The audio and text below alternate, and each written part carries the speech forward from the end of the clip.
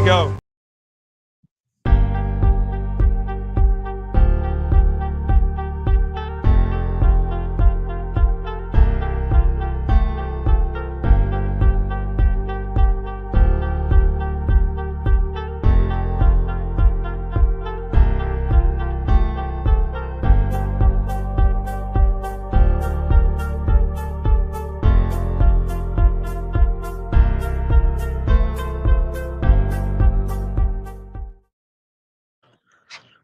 Hey, what's up, folks? It's Christian Ballard Sports Media.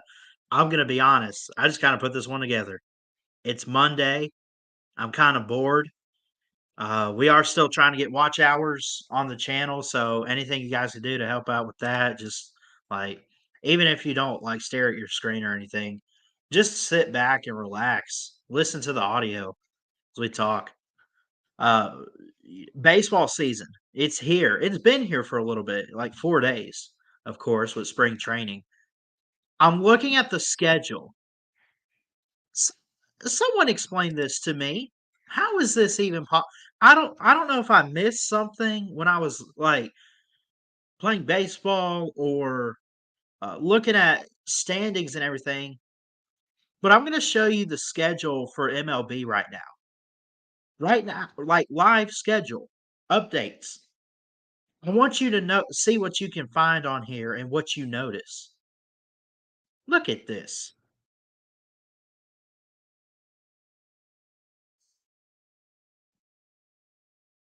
What do you notice? There's two Baltimore games at one time.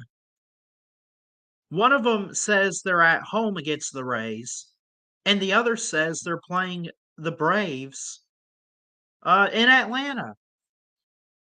Now, try not to cuss here because I really want to like I'll say heck. But how the heck do you play two games at once? Someone explain that to me. That's how we're kicking off episode 51 of the BSM Podcast, where we sit back, relax, and we hang out and we talk. What's up, Daniel Barry? Good to see you, buddy. Thank you for always showing up, man. Slob Olympics week. We had a great call-in show last night. You probably missed, which chances are you actually didn't. We had a good crowd, at least in the chat. Only had a couple phone calls, but it was good. I enjoyed it. Talking about the Slob Olympics, talking about some college football, looking at schedules. We had Nate the Great on. So it was a really good show last night. Next Sunday, I will be traveling back from the beach. We're going to stay Friday, Saturday, and Sunday, just enough to compete on Saturday and just say hello to everybody. Maybe in 2025, if we go, maybe we'll book a room and go like a Thursday to Monday or something. Do a little extra, depending on where we're gonna have the 2025 Olympics. But yeah, I pulled this up here. How is Baltimore playing 2 games at one time? Both are live. It's one thing here's the thing. It's one thing if they play 2 games or they play a doubleheader or whatever. You have there's what I mean, I'm speechless at this scheduling. I mean, maybe ESPN is having issues or something right now. I don't know, but you got them hosting the Rays and playing in Atlanta. Huh? 2 places at one time. I don't know. Speaking of, I've been talking to my grandmother about trying to go in August back to Atlanta. They have a lot of road games this year around that time, though. But we usually, the past 2 years, we saw them play. Who did they? They played the Yankees last year, and the year before they played the Mets. So we've watched them play the New York teams in August, like between my summer and fall semester at school. So we try to work around that.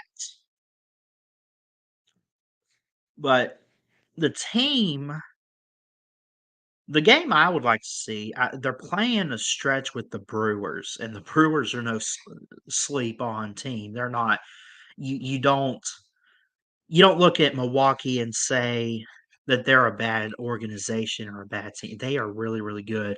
They're 1-1 right now, and I think they could be fantastic. I mean, they had a 11-7 game against the Padres last week and 10-3 against the Rockies this weekend. So, they're 500.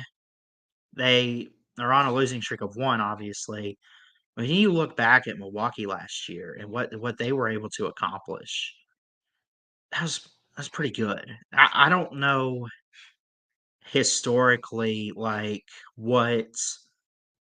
they what they've done, like, as an organization all time. I'm not even gonna try to pretend that, but I did watch them last year, and Willie Adames, who used to by the way, used to be with the Tampa Bay Rays, he led in RBIs at 80. He had 24 home runs. You had in hits and batting average, the leader in the catcher, William Contreras. You also had Christian Yelich, who's a left fielder. He had 19 home runs, 76 RBIs. So total bases, he was able to get on base 246 times last year, only two below William Contreras, which I want to make sure I have this correctly. William Contreras had the most bases, and they got on base 2,075 times last year. I mean, it was incredible to watch a little bit of the Milwaukee. I didn't watch every single game. When you go and look at the numbers, I mean, it's incredible to see what they did. They bring a lot of that back this year. They've also lost a key guy or two, I think. But I mean, you still have William Contreras as a catcher. He'll be a key for your slug percentage this year and trying to find your offense a little bit. Willie Adames is still there as an infielder at shortstop. He's right-handed in both uh, batting and throwing. Number 27 for you. I could go down the list with the Brewers. But what about my team? I'm a Braves fan. Now, for a while, I was a Rays fan. I still am. I want to see them do good, but it's something about going to the Braves and going to Atlanta these past couple years. By the way, WKUL, who I work with, covers the Braves and sponsors them and everything. They, you just kind of follow the brand, right? So you got a game going on right now. Of course, Atlanta down 1-0 in spring training, top of the fifth inning. Baltimore 2-0, pretty good. I think they'll be a good team this year. But again, don't base it off everything you see in spring training because you're going to have practice. You're going to have the how do you put this? You're going to have the backups playing basically, if you want to put it in football terms. So, and when you look at what the Braves did last year, they had the divisional series. I mean, they were one of the top seeds. They played Philly and lost the series 1-3 against Philadelphia. Shout out to the Phillies. Credit to them. You lost in the divisional round, right? You go 1-3.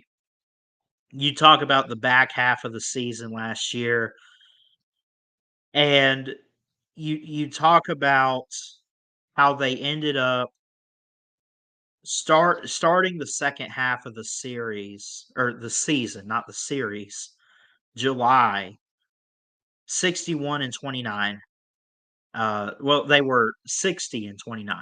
And they lost a few games there and ended up they finally won against the Diamondbacks 7-5 and they got their 62nd win. Well, they went on a pretty good run and they ended going into the postseason 104-58. Of course, they lost that last game to the Nationals, who have just kind of fallen off since their World Series appearance. And I'm not here to diss or anything. But I I do think the Braves are in a really good position. I think they could win a World Series this year. They never really lose guys, never really fall off. I mean, when's the last time they really had a losing season? It has been a minute. It really has.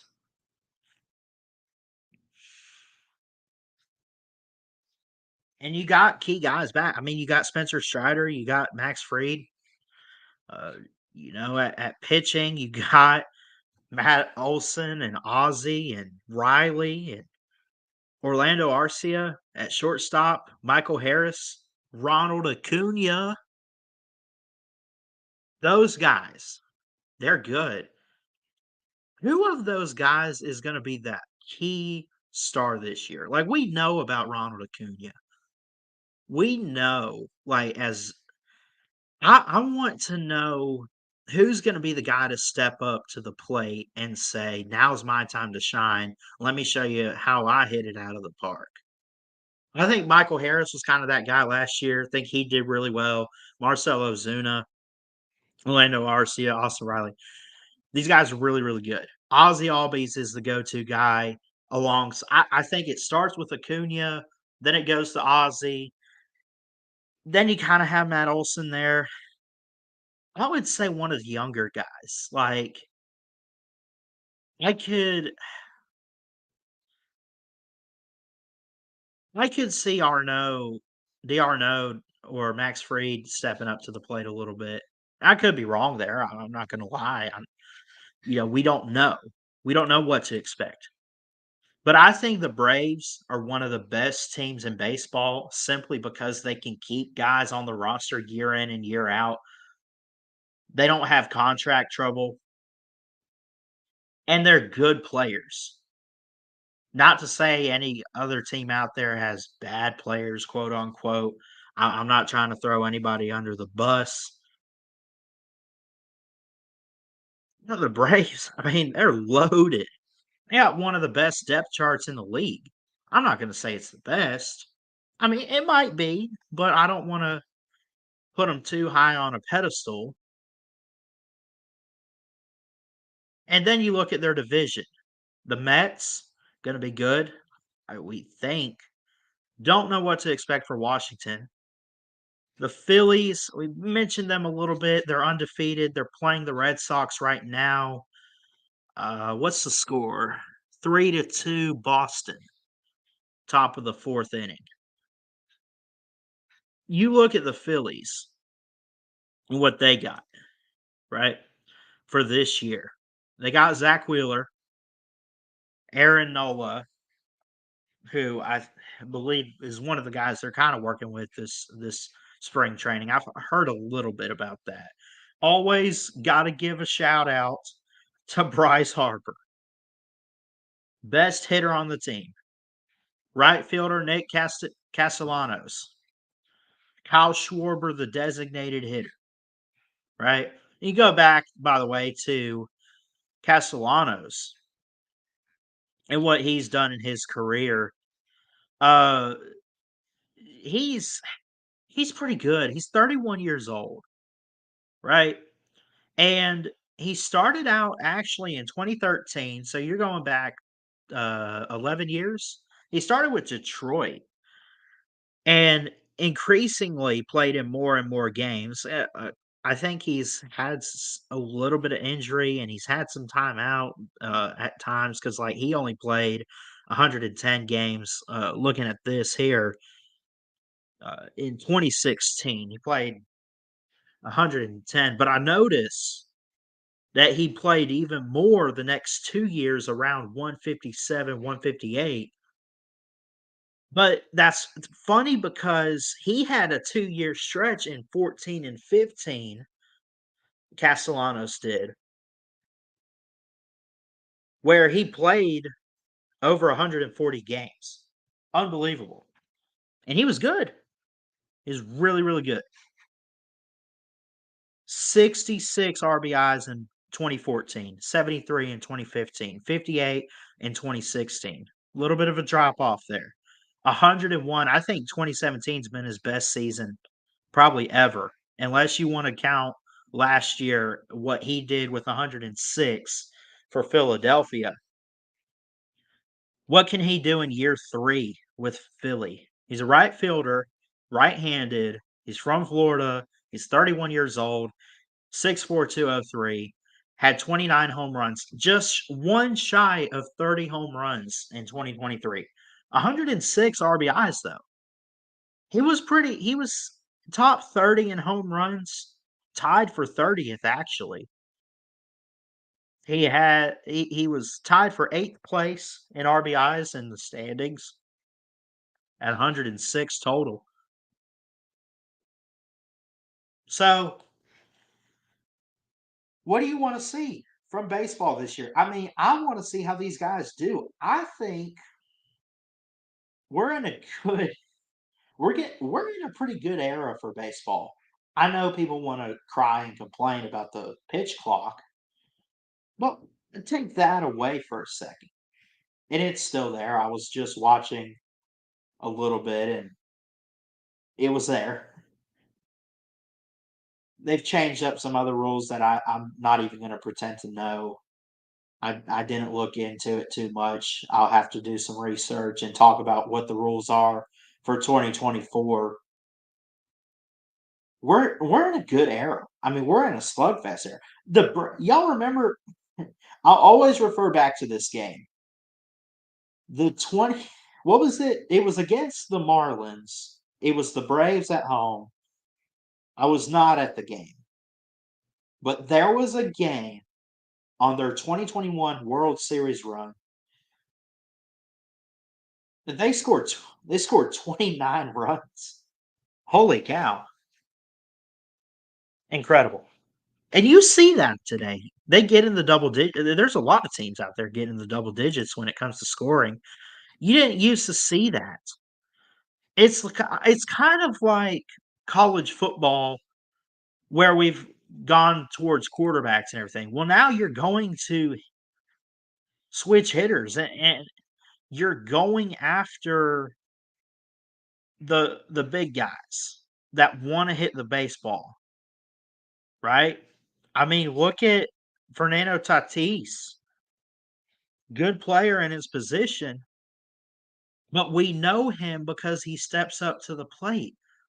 Just like although someone like me who actually watches the Braves and everything, watches because of his position, like Ronald Acuna, like, here's the thing, he's right field, but we know about Ronald Acuna because he can hit. Like, I mean, he's good.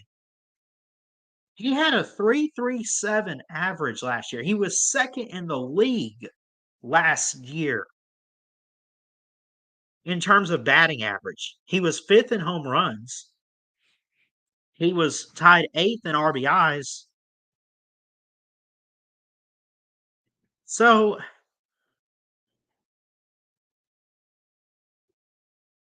like, you're seeing so much off, and I love a good shutout. I'm not gonna lie, I love a good, like, 1, 2, 3, you're out of there, go back to the dugout, no hitter type of game. It takes a lot for a pitcher today because there's so many good hitters out there. It takes a lot in you to throw a no hitter. Because I mean, you think of how hard you got to throw the ball.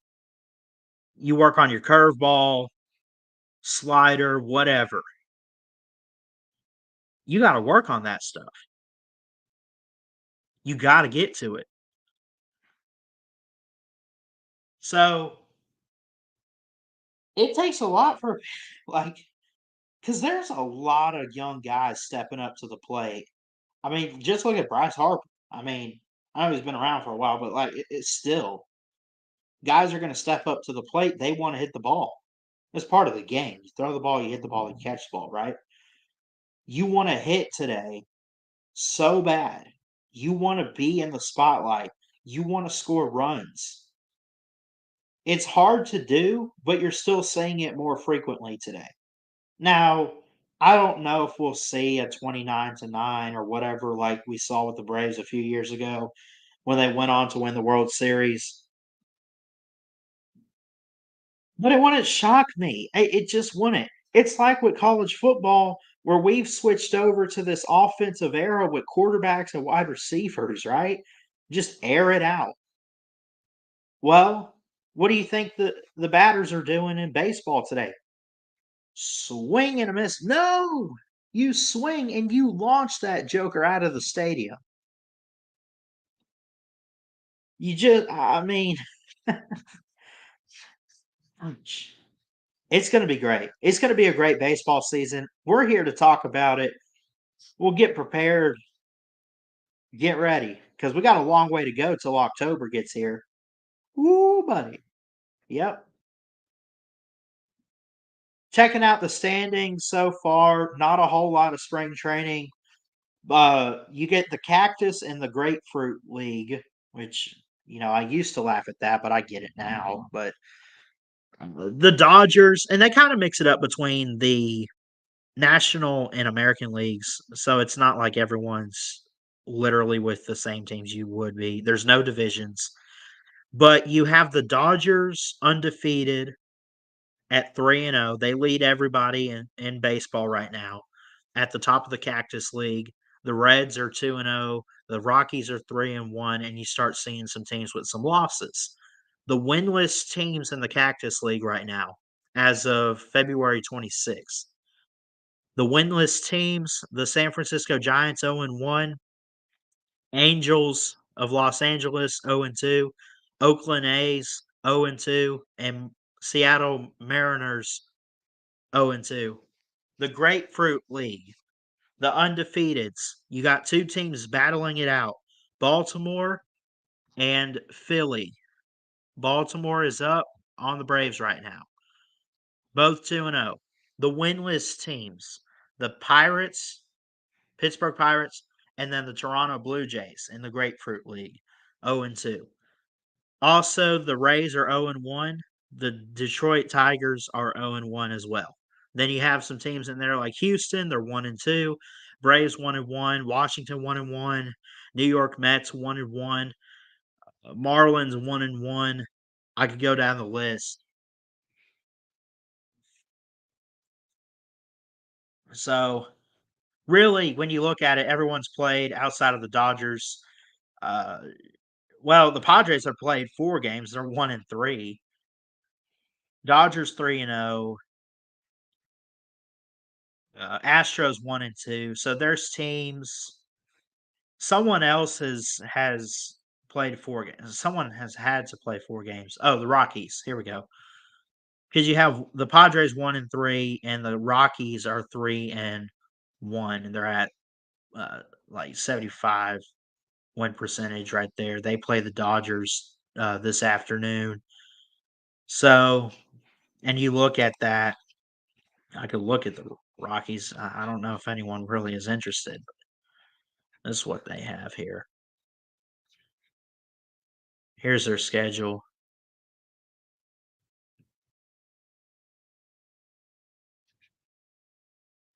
The Dodgers next.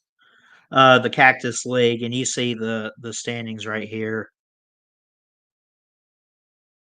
3-0, 2-0, 3-1, 2-1, 2-1, 2-1, 1-1. All these 500 and then below 500 teams, of course. So there's that.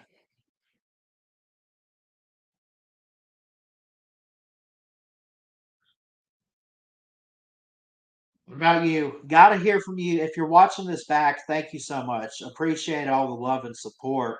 Got to hear from you guys in the comments on baseball this year.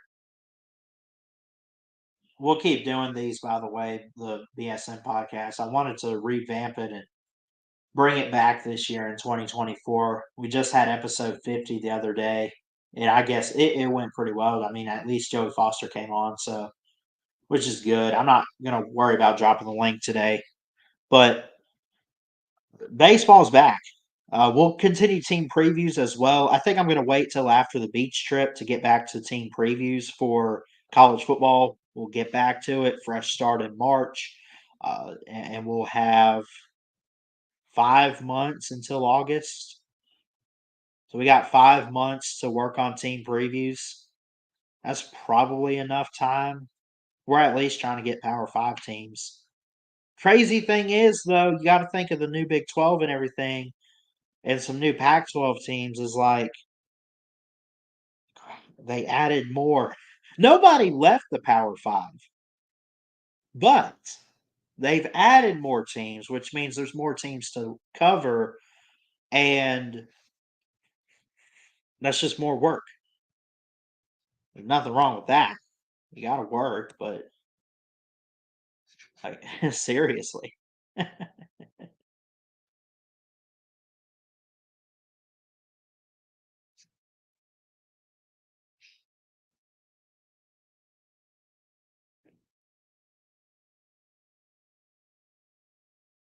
Yeah.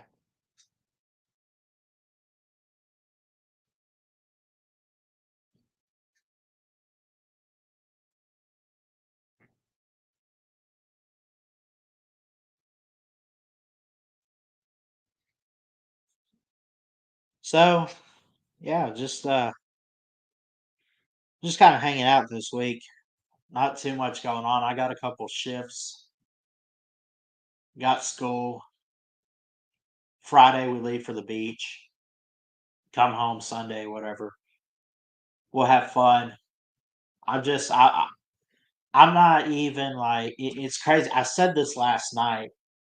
I said I at first I wanted to go, and I'm on a mission to win this thing, especially because these jokers on the Lunch Money Show, Lou and Pete, put me last, or at least y'all voted for me last. I'm out to Lank. I'm out to let all naysayers know. But honestly, I just want to meet everyone, have a good time. I'm looking forward to it.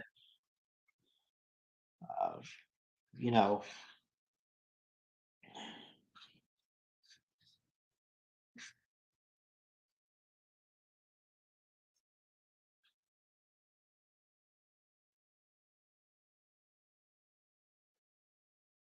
see something. I need to fix one of my.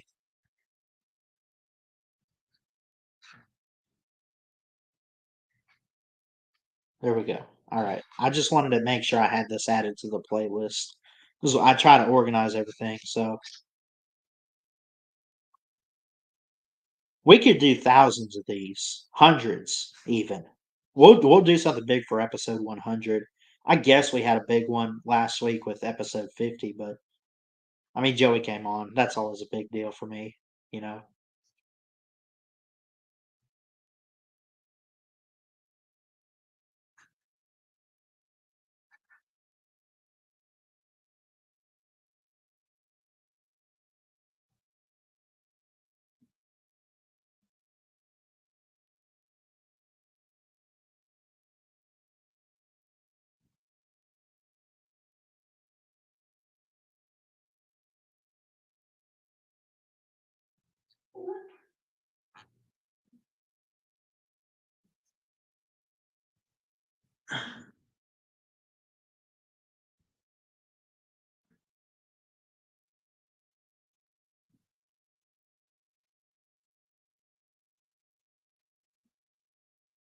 Anyway, I think I'll go ahead and get out of here, man. I've covered everything I wanted to.